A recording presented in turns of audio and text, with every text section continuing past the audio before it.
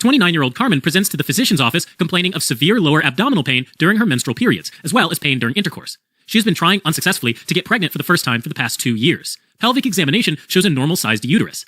Later that day, 44-year-old Susanna comes to her physician reporting heavy menstrual periods that last about 10 days.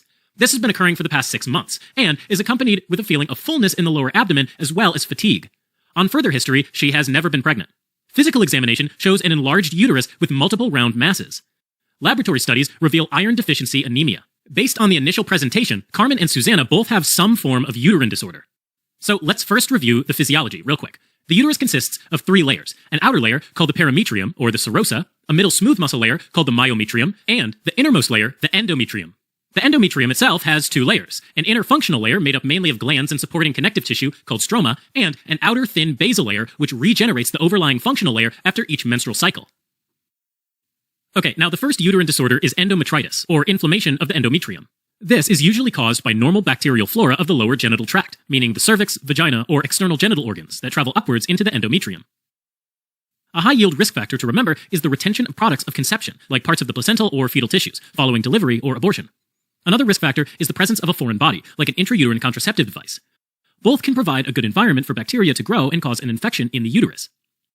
Less commonly, endometritis can be caused by outside bacteria, such as Chlamydia trachomatis or Neisseria gonorrhoeae, which are transmitted sexually, or Mycobacterium tuberculosis, which spreads from the lungs into the blood and travels to other organs, such as the uterus.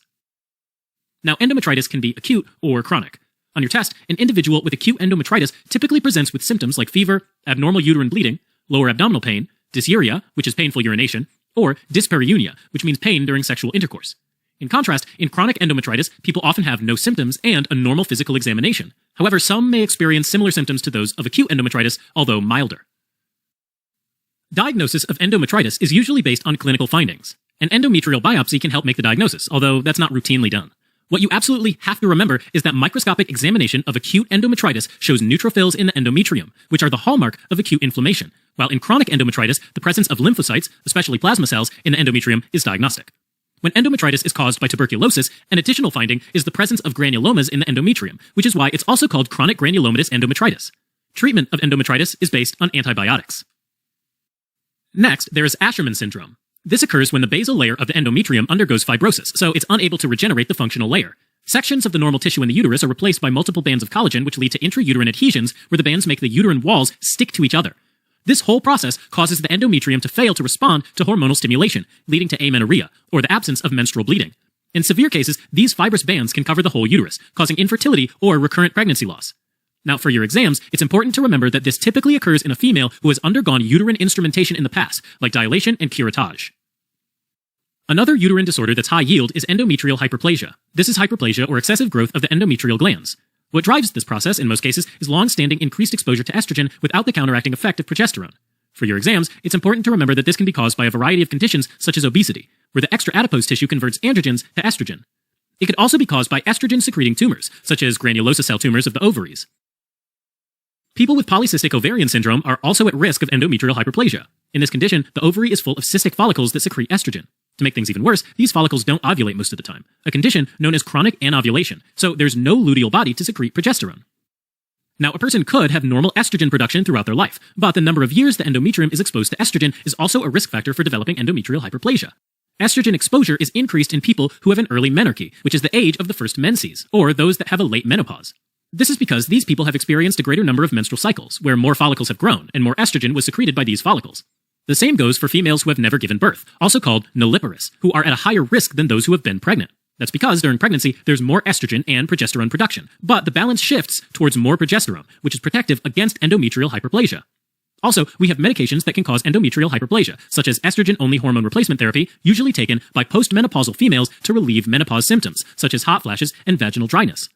In some cases, endometrial hyperplasia can also be caused by tamoxifen, a breast cancer medication which blocks estrogen receptors on the breast, but at the same time stimulates those on the endometrium.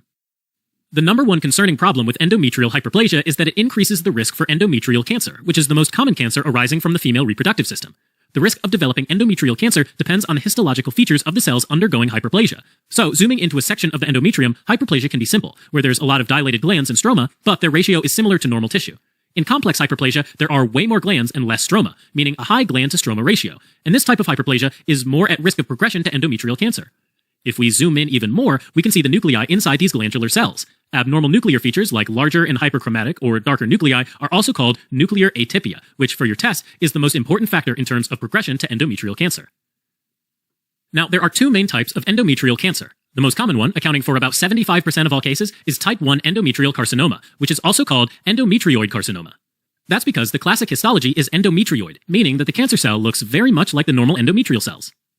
And this is the one that can arise from endometrial hyperplasia and is linked to prolonged unopposed estrogen exposure. Now, another risk factor is age, since this type of endometrial cancer typically presents in postmenopausal individuals around 55 to 65 years of age. In addition, a family history of ovarian cancer, colon cancer, or other gastrointestinal cancers can be a hint for an autosomal dominant disorder known as hereditary non-polyposis colorectal cancer, or Lynch syndrome, where you are also at a higher risk for developing endometrial cancer. Another high-yield fact is that type 1 endometrial cancer usually involves several genetic mutations in endometrial cells, including loss of PTEN, a tumor suppressor gene. This promotes growth and replication of endometrial cells, or enhances the expression of genes which are linked to estrogen receptors. Type 2 makes up the remaining 25% of endometrial carcinoma, and it has a number of subtypes. The most common subtype is serous carcinoma. Under the microscope, serous carcinomas often form papillary or finger-like structures. On biopsy, they often contain somoma bodies, which are circular plaques of calcium deposits around necrotic or dead cells. What you need to remember is that type 2 carcinomas don't appear to be linked with estrogen levels.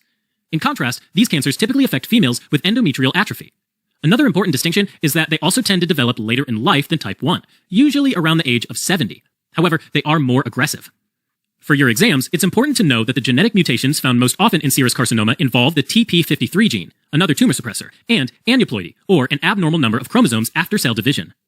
Alright, let's talk about symptoms. Both endometrial hyperplasia and endometrial carcinoma typically present with menorrhagia, which means heavy or prolonged menstrual bleeding, metrorrhagia, bleeding between menstrual cycles, or a combination of both, known as menometrorrhagia. Both of these are usually painless. So a high-yield concept is that any painless vaginal bleeding in a postmenopausal female could be a sign of endometrial hyperplasia or cancer. If we're dealing with a more advanced endometrial cancer, there might be enlargement of the whole uterus, and if the tumor or tumors are large enough, this can cause abdominal pain and cramping. Diagnosing endometrial hyperplasia or cancer usually involves doing a transvaginal ultrasound to determine the thickness of the endometrium. Afterwards, a biopsy is used to confirm the diagnosis. Treatment for endometrial hyperplasia includes eliminating the underlying cause of excess estrogen, such as weight loss in cases of obesity, stopping unopposed estrogen therapy, and correcting the problem of anovulation in cases of polycystic ovarian syndrome. Also, progesterone-containing medications can be used, which help in counteracting the proliferative effect of estrogen. For endometrial cancer, treatment is based on surgery. This typically means the removal of the uterus, both ovaries, and both fallopian tubes, also called a hysterectomy with bilateral salpingo-oophorectomy, combined with the removal of pelvic and para-aortic lymph nodes. In some cases, where the cancer is more advanced or is likely to spread, radiation therapy and or chemotherapy can also be done after surgery. Okay, next, endometrial polyps are benign growths of the endometrial glands and stroma that protrude into the uterine cavity. What's especially high yield is that they're more frequent in females who are on tamoxifen therapy. So, in your test question, the typical individual with endometrial polyp will also have a history of breast cancer treatment. Now, endometrial polyps may be asymptomatic or present with abnormal uterine bleeding. Diagnosis involves a transvaginal ultrasound, which can help identify the polyp, and then treatment requires a hysteroscopy, which is done to remove it. Okay, moving on to endometriosis. This is when endometrial tissue migrates outside the endometrial cavity and implants themselves in other parts of the body. Although we're unsure of why this happens, the most common theory is retrograde menstruation. Right, now basically this suggests that during menstruation, some blood-carrying endometrial cells will flow backwards into the fallopian tubes and implant into nearby tissue. But alternatively, the metaplastic theory suggests that cells of the peritoneum, which come from the same cell line as endometrial cells, can transform spontaneously into endometrial tissue. And then, there's also the benign metastases theory, which says that endometrial cells can travel to distant organs through the lymph and blood. In any case, once there, endometrial cells will set up camp and start growing to form a mass of endometrial tissue. For your exams, it's important to know that most often, this affects the ovaries bilaterally, which classically results in formation of a blood-filled chocolate cyst. But it can also affect other structures in the pelvis and abdomen like the fallopian tubes, the uterine ligaments, the rectouterine pouch, also called the pouch of Douglas, and even the bladder or the intestines. Another high-yield fact is that these implants classically appear grossly as yellow-brown gunpowder nodules. Now, symptoms of endometriosis are related to the location of the endometrial cells. Most commonly, endometriosis on the reproductive organs will cause pelvic pain, bleeding, dysmenorrhea, or painful menstruation, and dyspareunia, or painful sexual intercourse. If it involves the pouch of Douglas, it can cause dyschezia, or pain with defecation. It can also cause urgent, frequent, and sometimes painful urination if it involves the bladder. and abdominal pain if it involves the intestines. The most important thing to keep in mind is that all of these symptoms will often vary with the hormone changes throughout the menstrual cycle and often gets worse during menstrual periods. Another high-yield fact is that fertility problems are especially common in individuals with endometriosis. The exact link, again, is unclear, but it's believed that the inflammation that comes with endometriosis can damage or scar the ovaries, or fallopian tubes, thus inhibiting the release of the egg or its movement during ovulation. Damage to the uterus can also make the implantation of the gamete more difficult. Okay, now diagnosis starts with pelvic examination, where it's important to remember that the uterus will be normal sized. This is followed by laparoscopy, and confirmed with a biopsy. Treatment is focused on managing pain, trying to limit the progression of the implants, and addressing the associated subfertility. Common medications that are used to treat pain include combined estrogen-progesterone oral contraceptive pills, which relieve pain through ovarian suppression, progesterone analogs like medroxyprogesterone and levonorgestrel, which inhibit growth of the endometrium, danazol, which is a steroid that inhibits mid-cycle surges of follicular-stimulating hormone and luteinizing hormone, and gonadotropin-releasing hormone modulators, which cause a decrease in estrogen levels. Surgical options are available for severe cases. If the person still wants to have children, the surgery involves only excision of endometrial implants, endometriomas, and adhesions. If the person has completed their childbearing, or if the pain is too debilitating, a hysterectomy and oophorectomy, which is removal of the uterus and ovaries along with excision of any other endometrial implants, is done. Whatever the treatment, it's also important to remember that once menopause hits and hormone levels fall, the symptoms generally go away. Adenomyosis is a specific form of endometriosis in which endometrial tissue develops ectopically in the myometrium. Once again, this ectopic endometrial tissue responds to hormonal changes throughout the menstrual cycle, just like the endometrium inside the uterine cavity. So, with adenomyosis, there's typically dysmenorrhea, or painful menstruation. Heavy menstrual bleeding and chronic pain may also be present. Unlike other forms of endometriosis, remember that on physical examination, the uterus will be uniformly enlarged, globular, and boggy, meaning soft on palpation. Another tricky thing is that the only definitive diagnosis for adenomyosis is histopathological analysis of the uterus after hysterectomy. However, hysterectomy is only recommended in individuals who have completed childbearing. If the individual wishes to have children in the future, symptoms are usually managed with hormonal medication, like combined oral contraceptives and gonadotropin-releasing hormone modulators. Okay, next, leiomyomas, also known as uterine fibroids, are benign tumors of smooth muscle. In fact, they're the most common gynecological tumor. They can be classified based on where they are located in the uterus. For your exams, remember that they are the most common type of intramural fibroids, and they develop within the wall of the uterus. Subserosal fibroids come from smooth muscle cells at the perimetrium. Submucosal fibroids come from smooth muscle cells just below the endometrium, and they can grow into the cavity of the uterus and change the shape of it. When that happens, they're called pedunculated fibroids. Fibroids most commonly affect individuals of African descent. They're related to estrogen exposure, so the more estrogen available, the more a fibroid is likely to grow. This is why fibroids typically affect premenopausal females between the ages of 20 and 40, and why they grow rapidly during pregnancy when there's a lot of estrogen around, and shrink with menopause. Another risk factor for developing a fibroid is being nulliparous, early menarche, and late menopause, just like the risk factors for endometrial hyperplasia. Now, a high-yield fact is that the fibroids most commonly develop in groups, although they can sometimes be solitary. Fibroids are usually small and asymptomatic, but large or numerous fibroids can cause symptoms like abnormal uterine bleeding in the form of menorrhagia or metrorrhagia. Over time, this can lead to iron deficiency anemia in a premenopausal female. Fibroids can also cause abdominal pain or a feeling of fullness by putting pressure on pelvic organs. Submucosal and intramural fibroids in particular are also associated with infertility and a higher risk of miscarriage. In pregnancy, fibroids can also cause issues such as fetal malpresentation, preterm labor, and postpartum hemorrhage. Diagnosis starts with a pelvic exam, which usually reveals an enlarged uterus with multiple palpable round masses, followed by an ultrasound. Rarely, a biopsy of the mass is done. On gross examination, these are round, firm, and grayish-white in color, usually without any necrosis or hemorrhage. And a high-yield fact for your test is that microscopic examination will classically show a whorled pattern of smooth muscle bundles, like a wave in the ocean, with well-defined borders. Treatment of uterine fibroids varies. Asymptomatic uterine fibroids are usually left untreated, while symptomatic fibroids can be treated with surgery, either a myomectomy or a hysterectomy or uterine artery embolization, where a catheter is used to reduce blood flow to the fibroids and causes them to shrink. Finally, the last type of uterine disorder is leiomyosarcoma, which is a very rare, malignant tumor of smooth muscle arising from the myometrium. The most important thing to remember here is that it arises de novo, or on its own, meaning that leiomyomas do not progress into leiomyosarcomas. Another key fact is that unlike leiomyomas, which most commonly affect premenopausal individuals and go away after menopause, leiomyosarcomas usually develop in postmenopausal individuals. Symptoms are typically similar and may include abnormal uterine bleeding and abdominal or pelvic pain or pressure. Diagnosis includes an ultrasound and a biopsy of the mass. What's high yield here is that unlike leiomyomas, which are usually multiple, and gross examination shows no necrosis or hemorrhage, leiomyosarcoma is classically a single lesion with necrosis and hemorrhage. Microscopic examination of a leiomyosarcoma reveals increased mitotic activity and cellular atypia. Treatment is surgical and may be combined with chemotherapy or radiotherapy. Alright, as a quick recap. Endometritis refers to the acute or chronic inflammation of the endometrium due to invasion of bacteria normally found in the lower genital tract. Asherman syndrome involves intrauterine adhesions following procedures like dilation and curettage, and can result in amenorrhea, infertility, or recurrent pregnancy loss.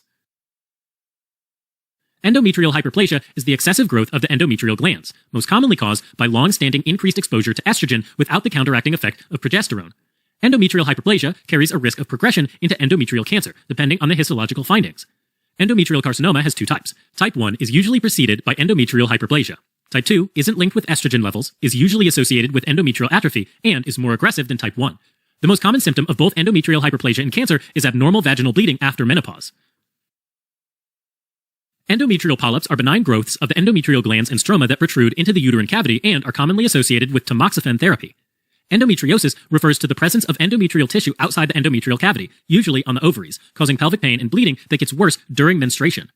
A specific form of endometriosis is adenomyosis, in which there is endometrial tissue inside the myometrium. Leiomyomas, or uterine fibroids, are extremely common benign smooth muscle tumors that usually develop in premenopausal individuals in response to estrogen and can present with abnormal uterine bleeding, pain, iron deficiency anemia, or fertility issues. Leiomyosarcomas, on the other hand, are malignant tumors of the smooth muscle that develop de novo in postmenopausal individuals. Alright, and it's been a little while, but let's not forget about our cases. Carmen came in with dysmenorrhea and dyspareunia that got worse during menstruation, as well as fertility issues, but a normal-sized uterus on pelvic examination. This is a classic presentation of endometriosis. Indeed, laparoscopy showed bilateral chocolate cysts in the ovaries, which were biopsied to confirm the diagnosis.